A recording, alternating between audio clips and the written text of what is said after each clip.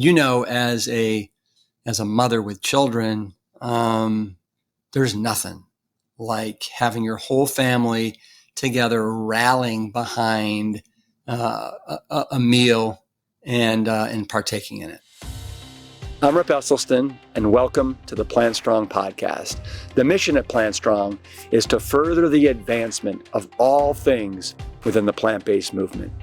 We advocate for the scientifically proven benefits of plant-based living and envision a world that universally understands, promotes, and prescribes plants as a solution to empowering your health, enhancing your performance, restoring the environment, and becoming better guardians to the animals we share this planet with. We welcome you wherever you are on your Plant Strong journey, and I hope that you enjoy the show.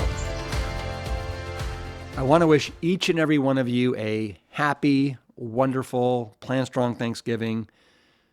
I'm actually in Cleveland this week, spending time with my parents, Ann and Essie, and my sister Jane and her family, and nothing is quite as comfortable as being back in the Midwest with the crisp fall air. In fact, we've had some snow as of recently, and spending the week cooking, doing all kinds of casseroles, sauces, salsas, soups, hearty salads, kick butt plant-based desserts. So loving it. But it's a great time to celebrate with friends and family. And speaking of friends, today is a special episode because I'm actually replaying an episode, or I should say an interview, that I did earlier this year with my friend Julieanna Hever on her podcast called Choose You Now. And if you don't know, she is the original plant-based dietitian, and her new book, The Choose You Now Diet, is coming out in early December, and you'll want to check that out for sure. But in this bite-sized episode, I share a little bit of my personal journey with plants and how I make this lifestyle simple and fun so that it not only works for me, but for my entire family, including our 3 young children. Julieanna, as I've said, has been a friend of mine for a long time. So what better way to spend this holiday than celebrating our friendship and expressing gratitude for plants? I hope you enjoy. Hey, Plant Strong gang. It's our biggest meal planner sale of the year. Between now and Cyber Monday, you can save $30 off our annual meal planner membership with the code YAMS. And you get to enjoy 12 months of delicious recipes, custom menus, adaptive grocery lists, and many more time-saving features. Simply visit mealplanner.plantstrong.com for all the details. Plus, we've added a brand new benefit for our annual members. Plant Strong Perks are exclusive discounts on other resources and partner brands available only for Meal Planner members. Again, see mealplanner.plantstrong.com for all the great details.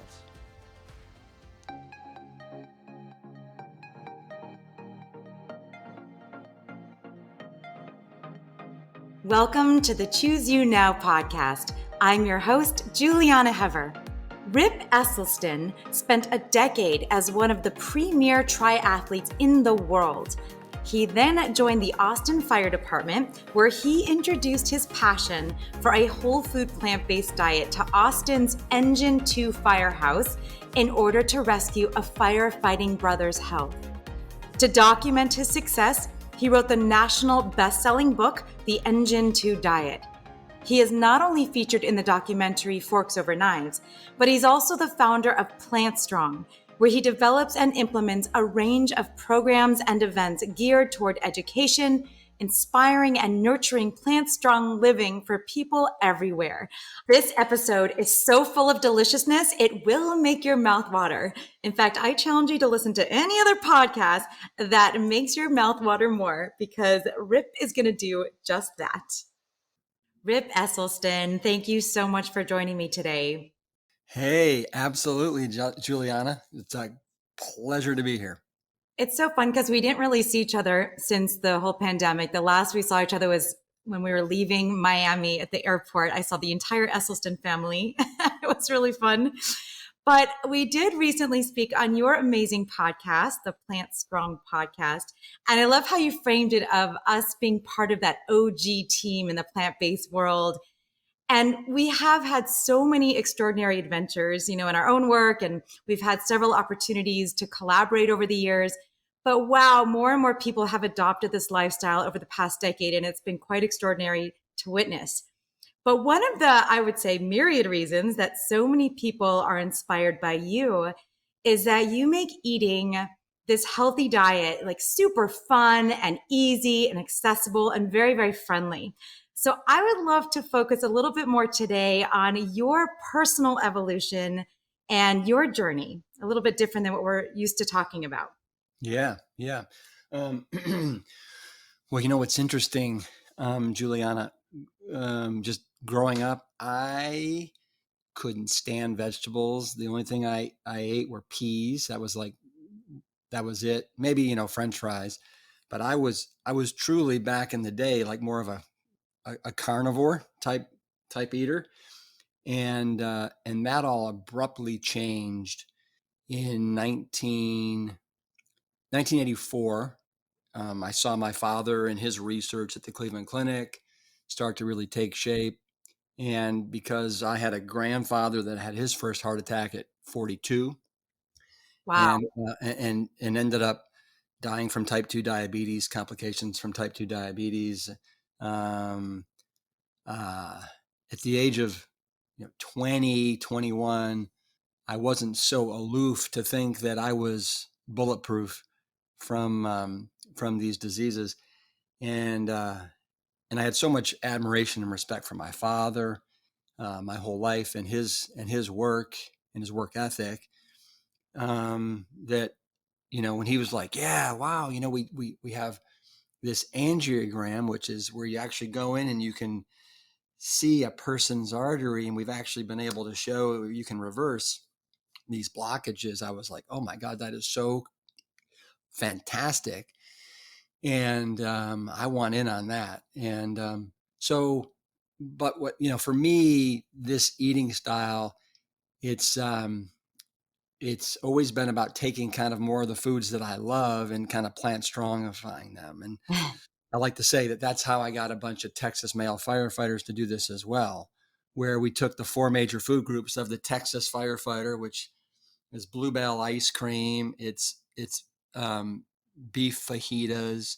It is cheeseburgers with all the fixins and cheese pepperoni pizza. And we just took those things and we did really healthy plant-based versions of those. So we do a pizza, and literally, luckily, the guys at it's Fire Station 2 that I work with, these guys they all were foodies and they were really good cooks. And so we would roll out our own whole grain pizza dough. Then on top of it, some days we'd do a nice clean red sauce. Some days we do a pesto sauce. Some days we do a spinach hummus on top of it. And then we go crazy with the fixins. We would do black beans. We would do, really finely cut broccoli, spinach, caramelized onion, mushrooms, pineapples, bell peppers, mushrooms. And we'd have all these different bowls and everybody would customize their own pizza. Okay, wait. So, Rip, my mouth is watering, but I want to back up a little. How did you learn how to cook? How did you learn how to change your palate and start to love vegetables? Like, what was that journey like for you? Because a lot of people can relate to that. Mm-hmm. So it's funny. I I had to learn how to cook. I didn't know how to cook, and I can remember when I graduated from the University of Texas at Austin in 1986, and I was no longer eating at the athletic dining room facility that was it was amazing food, but it was super unhealthy. Um, I was like, okay, and I'm done. And I was staying in Austin because I wanted to be a professional triathlete. And I can remember just starting with the basics, you know, boiling water and putting in noodles, making different grains. I used to love making chilies, like 3-bean chilies. And I can remember I probably once a week I would make a split pea soup with just the basics like potatoes, split peas, onions, garlic. This is before I even knew what broths were, and I just used water. I've always been a big open-faced sandwich guy, and I think I've learned a lot of that from my mom. And keep in mind that, so my parents started their voyage with this in 1984. And so even though I didn't really start mine in earnest till 1987, whenever I was home, whether it was for spring break or parts of the summer or Christmas and holidays, I would see my mom and just her just kind of crazy, carefree, courageous, just efforts in the kitchen and just be stunned and amazed. And I can remember I was home, I was 20 or 21. And this is going to sound crazy to you, but it was the first time that I ever tasted a sweet potato. I Right? I get it. mean, Oh, explain that. I get that. well, it wasn't a thing. It wasn't a thing back then, especially up in, in the Northeast. And I can remember my mom was like, "Yeah, we just discovered these sweet potatoes, and they're like, you don't even have to put sugar on them." And she had them in the oven, and they came out, and they were just oozing, right? All this ooey gooiness. Mm. And I can remember diving into one, just I think with a fork, and not knowing, do I eat the skin or not eat the skin, and just being stunned and amazed. And I remember, I think my dad saying, "Yeah, they have polyphenols and keratin and all these wonderful things." And the Okinawans do sweet potatoes all the time. And I was like, "Okay, sounds good." So did that Uh, rock your world and make you think, oh my gosh, there's a whole world here? I mean, all that passion in your family for food and health, it was yeah, everywhere. yeah. Oh, it definitely helped ignite the fire for that. But it's different when you're home and you're being served all this stuff, and then when you go back and then you got to do it yourself. Right. So how was And that process for you? yeah, yeah. So I mean, I I've been doing this for a long time now, 30 plus years, and I for the most part I keep it simple, and I don't spread my wings and get too crazy. Obviously, when I'm doing the cookbooks and putting out a book, I try everything and I'm making everything. But the reality is that day to day, I'm doing oats or the big bowl cereal in the morning for breakfast. I'm doing leftovers typically for dinner, Mhm. on a bed of greens or on some rice, or in a pita bread sandwich or something like that for lunch. And then dinner is, it's whatever it is, whether it's pizza, pasta, soup. Last night we had a great mulligatawny soup, Mm. You guys have with so many great recipes in all of your different books, and there's so many of them. Well, okay, so yeah, that kind of yeah, cuts the what I was gonna ask you at the end, but we'll just go there right now because we're talking yeah. about it. What is of all of those recipes? You sound like a creature of habit, like me. Like I tend to eat the same things and for years. Like we've been talking about this for years. What right now is your favorite plant strong meal? So right this second, it would be, It's a tough choice. no. No, I mean, it's embarrassing to say, but it's my cereal every morning. It's my cereal. Yeah? I mean, every morning I can't wait to spring out of bed and eat my cereal. And then, you've probably heard me say this a jillion times, and every time it's different depending upon the fresh fruit that I have in the house or the frozen fruit that I have. Yeah, or the combination of the walnuts or the ground flaxseed meal or the chia seeds or the hemp seeds. And it's just always so so full and vibrant, and every bite has a little bit different flavor profile. That is the thing that I, I rally behind that thing every single day. Wow. Do So you, if I was, but if I was my mother, I'd be like, oh my God, I just found these radishes that are just, they've blown my mind. And I have them every day now on my kale sandwiches, and I slice them, like this. But that's not me. Right? yeah. But I'm trying to think, because we grew a garden during the whole COVID period.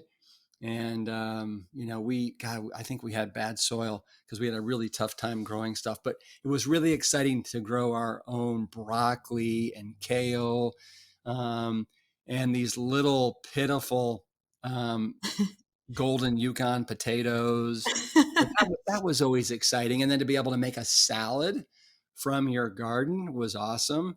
One of the dressings that is my go-to dressing that your listeners might love because it's so easy is it's just a third, and a third, and depending upon how many people you're making it for. But it's a third of balsamic vinegar, it's a third maple syrup, and a third uh, golden spicy golden mustard. Oh, okay. Yeah, Yes. yeah, brown Yeah. mustard rather, and I just love that, and it makes any salad um, just go down so easily. Okay, Rip, I didn't know you had this talent that on audio only, you could make a person visualize an entire meal, mouth water. Like you're so good at describing this food. I'm getting really, really hungry. I, I don't feel like I've really even started yet. Oh, keep going. Bring it on. I'm listening. Inspire the people that are afraid of vegetables or scared of the kitchen, or like you just make it sound so easy. Like how, just keep going. It's inspire. Well, but when I had you on the podcast not too long ago, I love what you said when you you weren't a huge cook in the beginning, and you No. had a young kid, and you like totally went to town for when you were writing that book and all the recipes, and now it's something that you love, you adore it, it relaxes you, right? Yes. And yeah, I mean, there's something about the whole just routine of cooking. One of the things that I absolutely love and adore, and I do this every Sunday, is either making pancakes or waffles for my family. Mm. Um, and it's just the most simple recipe. It's from the Plant Strong cookbook. And the base is just oats, and you just put them in the Vitamix and you blend them up. And then to that, you add a little bit of ground flaxseed meal. I add a banana. I had some crushed walnuts, a little bit of vanilla extract, orange zest, and then I squeeze the orange in there as well to just give it a little bit of orange flavor.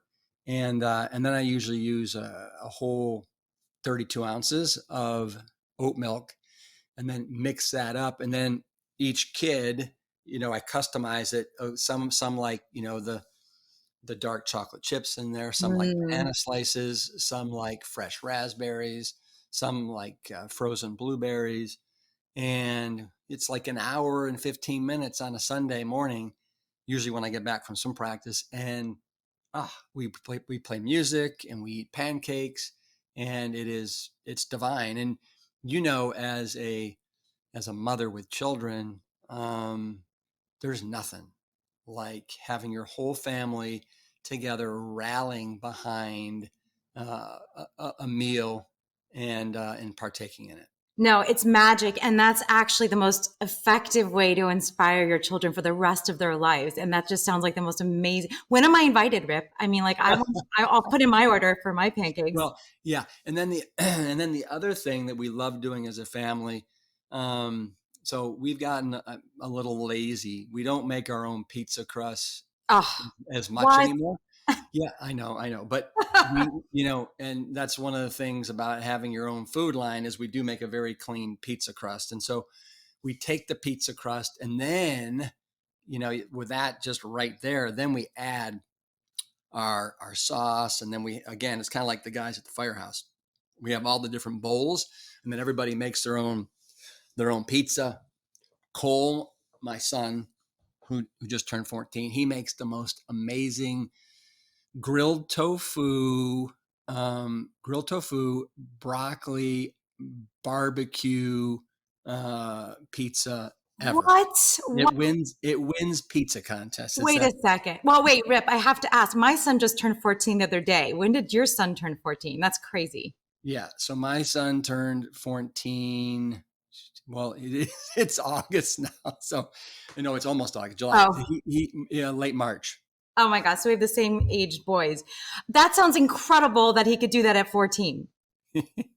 Well, um, he's seen us do it. He's had a lot of practice. Hey, I've got a 7-year-old daughter that is doing, I mean, she makes her favorite thing in the world is avocado toasts in the morning. Yum. And I think every morning she's working that avocado. She's putting in the spices. She gets it whipped just perfectly.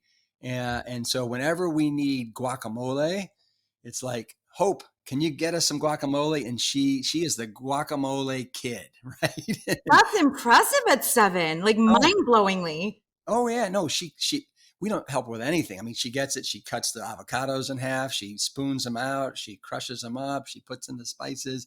And, personally, I find making guacamole is a little bit of a pain. And so to have somebody on your team that loves that, you can call from the reserve unit and say, hey, and she's all over it. But yeah. And then she, that I'm not a huge fan of drinking your calories, but our kids are so active and we give them a little bit of a break.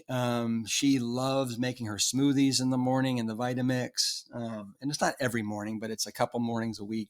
She'll make a great smoothie.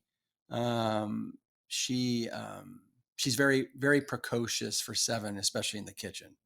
I'm very impressed. Your entire family is incredibly inspiring. So, okay, back to you because I could talk to you about this all day. But I would love to know, you were a world, you know, an athlete, a triathlete, like you were a successful athlete.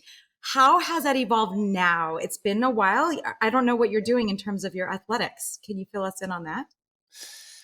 Yeah. So it's interesting how your life evolves and goes through different stages. Because for the longest time, the most important thing to me was like competition and wanting to do well at these competitions. And now, and this was, I mean, as you just said, I competed in triathlons really exclusively. That's all I did for almost a decade at a world class level. And then I became a firefighter. But when I was a firefighter, I still was competing at a world class level in triathlons for a good um, another probably 7 years when I was a firefighter. Because on my off days, that's what I would do. I would train, and then I got married, and all of a sudden, and I'm also, I'm like 44 now, and I'm like, you know what? I don't have the same burning desire to go out and crush it every day. Yeah. But the good thing is that I mean, I still train every day. Like this morning, I went to an hour-long swim practice and did a little bike. It's just kind of it's in my blood. I have to Yes. train a little something every day.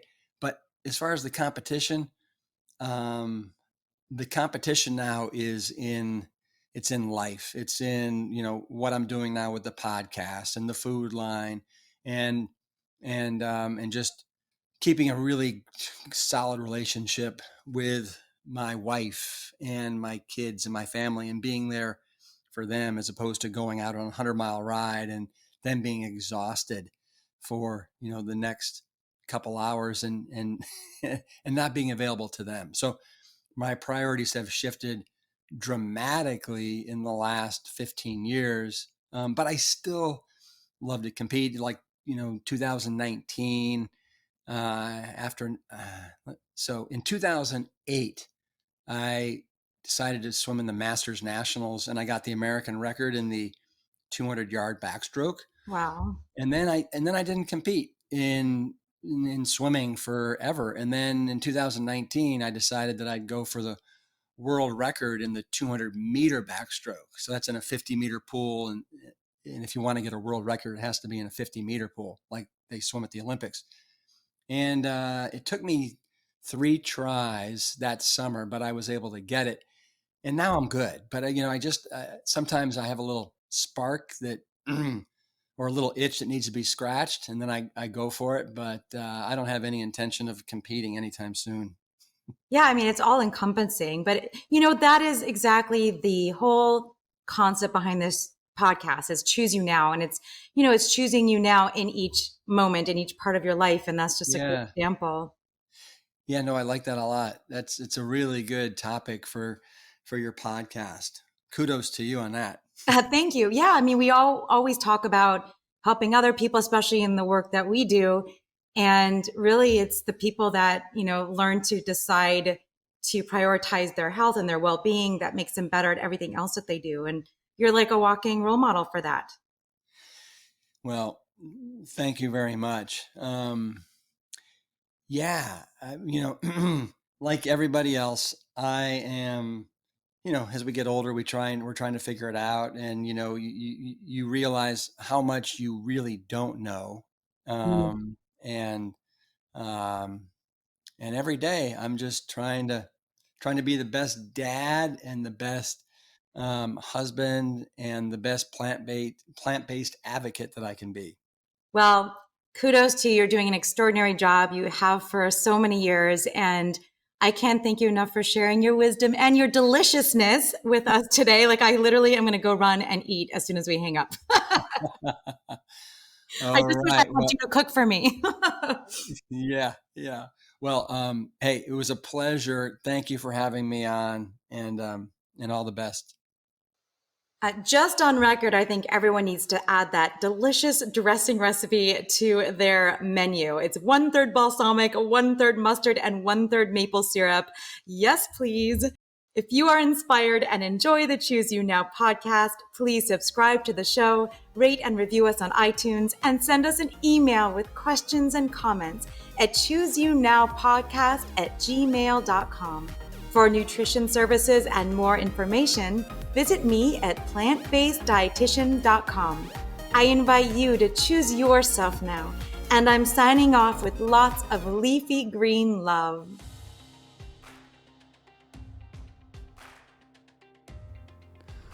Wasn't that a fun episode? Sometimes it's really nice to be interviewed as opposed to being the interviewee. So thanks, Julieanna. Okay, my kale cousins, I hope you have a wonderful holiday weekend wherever you happen to be. For all your Plant Strong resources and links to the details from today's episode, visit plantstrongpodcast.com. We'll see you all next week. The Plant Strong podcast team includes Carrie Barrett, Lori Kordowich, Amy Mackey, Patrick Gavin, and Wade Clark. This season is dedicated to all of those courageous truth seekers who weren't afraid to look through the lens with clear vision and hold firm to a higher truth. Most notably, my parents, Dr. Caldwell B. Esselstyn Jr. and Ann Cryle Esselstyn. Thanks for listening.